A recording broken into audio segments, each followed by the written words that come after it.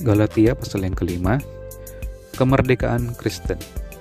Supaya kita sungguh-sungguh merdeka, Kristus telah memerdekakan kita. Karena itu berdirilah teguh dan jangan mau lagi dikenakan kup perhambaan.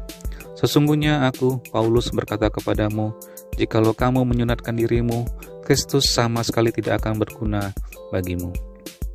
Sekali lagi aku katakan kepada setiap orang yang mau menyunatkan dirinya, bahwa ia wajib melakukan seluruh hukum Taurat. Kamu lepas dari Kristus, jikalau kamu mengharap kebenaran oleh hukum Taurat, kamu hidup di luar kasih karunia. Sebab oleh roh dan karena iman kita menantikan kebenaran yang kita harapkan. Sebab bagi orang-orang yang ada di dalam Kristus Yesus, hal bersunat atau tidak bersunat tidak mempunyai sesuatu arti, hanya iman yang bekerja oleh kasih. Dahulu kamu berlomba dengan baik, siapakah yang menghalang-halangi kamu, sehingga kamu tidak menuruti kebenaran lagi? Ajakan untuk tidak menurutinya lagi bukan datang dari Dia yang memanggil kamu. Sedikit lagi sudah mengkamirkan seluruh adonan. Dalam Tuhan aku yakin tentang kamu bahwa kamu tidak mempunyai pendirian lain daripada pendirian ini. Tetapi barang siapa yang mengacaukan kamu, ia akan menanggung hukumannya, siapapun juga dia. Dan lagi aku ini, saudara-saudara, jikalau aku masih memberitakan sunat, mengapakah aku masih dianiaya juga? Sebab kalau demikian salib bukan batu sandungan lagi. Baiklah mereka yang menghasut kamu itu menggebirikan saja dirinya. Saudara-saudara, memang kamu telah dipanggil untuk merdeka, tetapi janganlah kamu mempergunakan kemerdekaan itu sebagai kesempatan untuk kehidupan dalam dosa, melainkan layanilah seorang akan yang lain oleh karena kasih. Sebab seluruh hukum Taurat tercakup dalam satu firman ini, yaitu kasihilah sesamamu manusia seperti dirimu sendiri.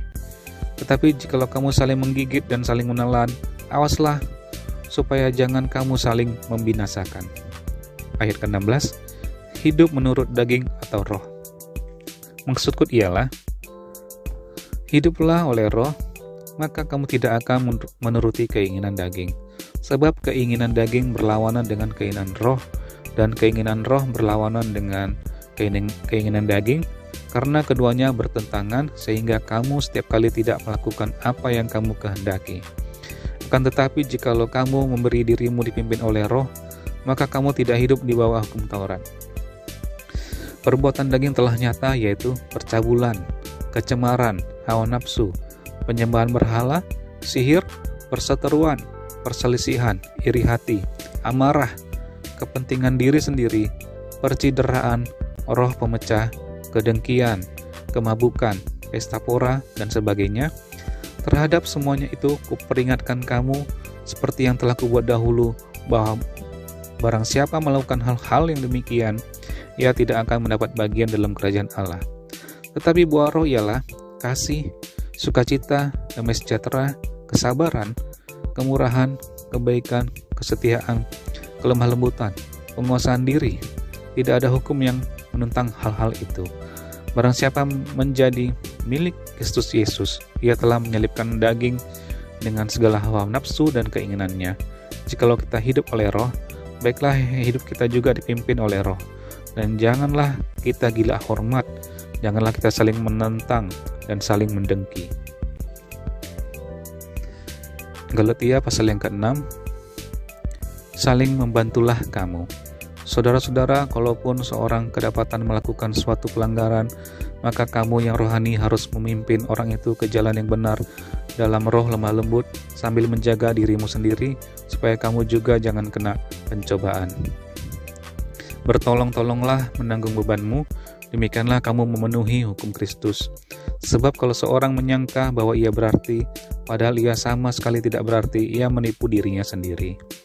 Baiklah, tiap-tiap orang menguji pekerjaannya sendiri, maka ia boleh bermegah melihat keadaannya sendiri dan bukan melihat keadaan orang lain. Sebab tiap-tiap orang akan memikul tanggungannya sendiri. Dan baiklah dia yang menerima pengajaran dalam firman, membagi segala sesuatu yang ada padanya dengan orang yang memberikan pengajaran itu. Jangan sesat, Allah tidak akan membiarkan dirinya dipermainkan, karena apa yang ditabur orang, itu juga yang akan dituainya. Sebab barang siapa menabur dalam dagingnya, ia akan menuai kebinasaan dari dagingnya, tetapi barang siapa menabur dalam roh, ia akan menuai hidup yang kekal dari roh itu. Janganlah kita jemu-jemu berbuat baik, karena apabila sudah datang waktunya, kita akan menuai jika kita tidak menjadi lemah. Karena itu selama masih ada kesempatan bagi kita, marilah kita berbuat baik kepada semua orang, tetapi terutama kepada kawan-kawan kita seiman.